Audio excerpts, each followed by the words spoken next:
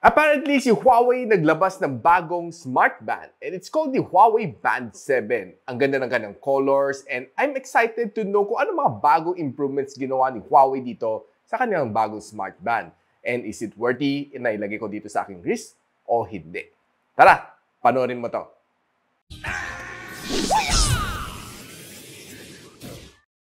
So hi guys, ako pala si Richmond ng Gadget, Sidekick and welcome back to my channel. So itong Huawei Band 7 comes in 4 different colors. Wilderness Green, Flame Red, Graphite Black, and Nebula Pink. And ang hawak ko dito is the Wilderness Green. This is the specs that you would expect from this one. 9.9mm ultra thin, 1.47 AMOLED full view display, long battery life, continuous heart rate monitoring, sleep tracking, blood oxygen level, 96 workout modes, fast charging din siya, and 5 ATM water resistance, meaning pwede mo dalhin siya sa swimming pool. But first up, of course, ang aking favorite is to unbox this one.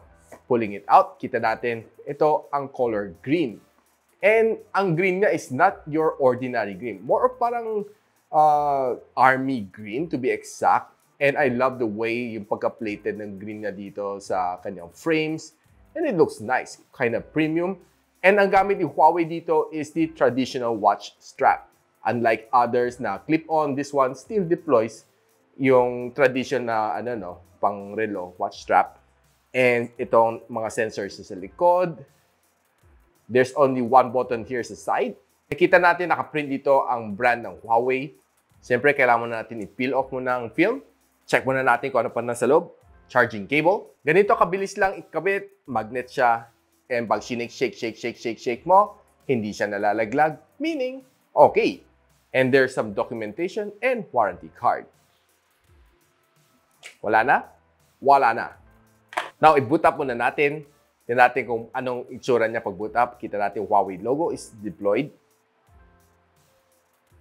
First thing to do is to download your Huawei Health app sa inyong app gallery or sa Petal Search or sa inyong Google Play Store.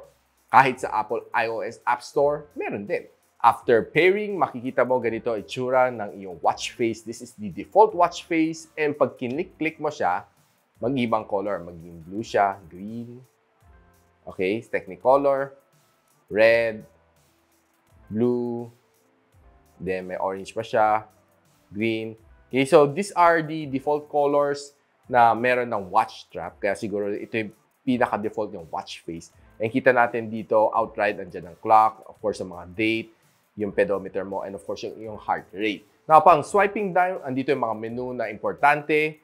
Do not disturb, always on, vibrate, and of course, alarm. Itong alarm is probably one of the useful one na kailangan mo on a day-to-day basis. And this is the settings. So, kita natin, pwede may calibrate vibration, display, do not disturb, lalagyan pa ng pin, workout settings, system updates, which is also important. And this is the about one. So, kita natin ang model niya. This is running Harmony OS version 2.0.0.23, by the way. And pag swipe up natin, kita natin it's the notification panel. After a week kung gamit siya, kita natin na may na-achieve tayo. Huawei Health na Huawei Watch Me Run. Actually, sumali tayo ng program sa community.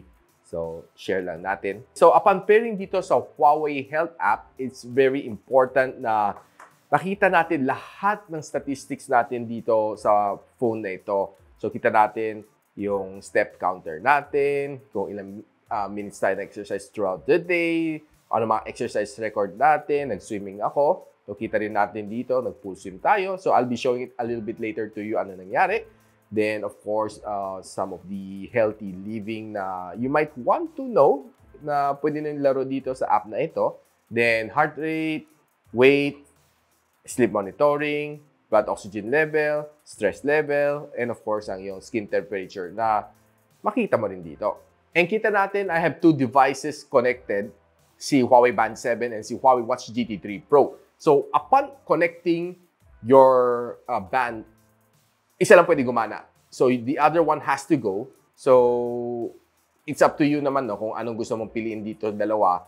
Kung you have more, you can only select one at a time per account. So, kita rin natin ang heart rate natin dito. So, yung throughout the day, 24/7 na heart rate monitoring, makita natin at a height of 139 dahil tumatakbo tayo, and at a low of 57. And kita rin natin dito ang aking blood oxygen level, which is right now playing at around 98, which is pretty good. Then, of course, kita natin dito ating sleep monitoring. Last night, was able to sleep just 5 hours and 17 minutes. And this is the things that you want to know. So, we have 4 hours, 55 minutes of sleep, and roughly 22 minutes of siesta during lunch break. And that's it for the whole day. Then, stress monitoring, kita rin natin dito, normal, 54, 56, and at a low of 25. Then, we can also do our breathing exercise over here. Play music, use your phone as your remote shutter, notification, weather app. Makita rin natin ang, ang weather forecast for the whole week. So, kita rin natin dito ano oras ang sunrise, ano oras ang sunset. And kita rin natin yung moonset and moonrise. Pati moon phase, kita rin natin dito. Aba, pati tide dito sa Manila. High tide, low tide, kita rin natin. So, may stopwatch, timer, alarm, flashlight, find your phone, and of course, settings. So, if you want to find your phone, it might... I'm here. I'm here. I'm here. Kulit. I know, kita na kita. I'm here. Okay. So, ganun pala itsura nun. So, I'm here. So, yan ang that's how you find your phone. And and for me, after using this for more than a week, masabi ko sa inyo, it's makunat ang kanyang battery. It can really last me on one full cycle, 1 week na. And I've been using a lot of intense na app dito, like 24/7 na blood oxygen monitoring, 24/7 na heart rate monitoring, 24/7 na sleep monitoring. After 1 week, like 16% pa ako. Which is pretty nice, and charging neto in just less than an hour, puno ng battery. Definitely, one charge, ang bilis, on the go ka na. Pwede mo rin charge na yung power bank if you like on the go, okay na okay din siya. Ang promise naman ni Huawei that this watch can last you for around 14 days on typical use, but that is more on yung mga mga regular usage lang, not too much on the heavy apps like I did. Like ako, nagsuswimming pa ako and doing some jogs. So, mas mabilis maubos ang battery nito. And most of the time, ang brightness ko nakaset sa 4 para mas bright.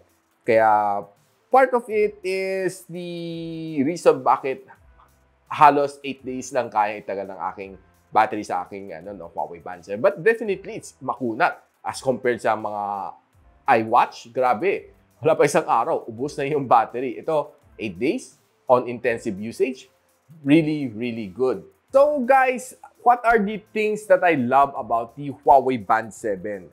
First is definitely ang kanyang weight. It's really lightweight and it's ultra thin. Ang nipis niya, guys, it's around just 9.99 mm.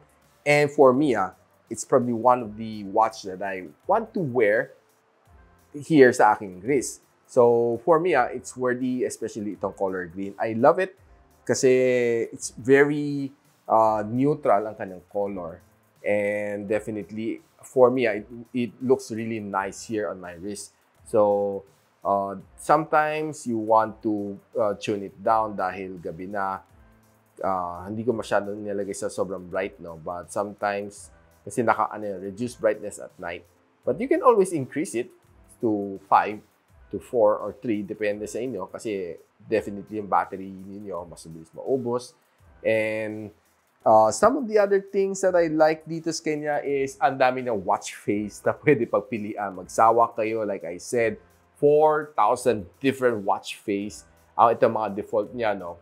Already maganda na mga default niya.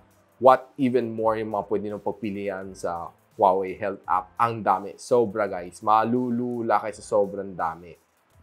And another thing that gusto ko sa kanya is malapad ang kanyang viewing angle. Hindi katulad ibang Smartband na mas makita yung viewing angle. Parang sobrang cramp ang yung mga display. And this one has a 1.47-inch na AMOLED display, giving you probably the best view on any smartband that I've tried. And for me, malaki ka na display which definitely looks a lot nicer. And of course, apat ang yung colors na pwede pagpilian na strap, like I said a while ago. And I can say that this one, you can wear it every day. Make it your everyday band wherever you go, whatever the occasion is, be it casual, be it more of mga professional, meetings, pwede mo suotin to. I guess it's really stylish for me. And guys, so if you want to know kung saan mo pwede mabili itong Huawei Band 7 na ito, I'll be posting everything on the description box below. Check nyo lang. And if you want to continue watching, I have some really nice surprise for you. So I'll be putting the Huawei Band 7 in a one-on-one battle with the Xiaomi Band 7. Ano tingin nyo guys? Dito sa dalawang 7 na ito, Huawei Band 7 versus Mi Band 7, tingin nyo sino mananalo? Sino mas pipiliin ko to put on my wrist? Abangan nyo sa aking susunod na video dito sa aking channel. And of course guys, if you want to keep watching, ang dami ko ibang video na pwede nyo panoorin. Definitely, it's very educational. Marami kayo matutunan dito sa aking channel sa iba't ibang mga reviews na ginagawa natin, be it smartphone or wearables or smart gadgets. And so guys, if you like this video, don't forget to like, subscribe, and of course, click nyo ang bell icon para hindi nyo ma-miss ang mga future videos here sa aking channel. And so, ako nga pala si Richmond and you're watching Gadget Sidekick. What's up?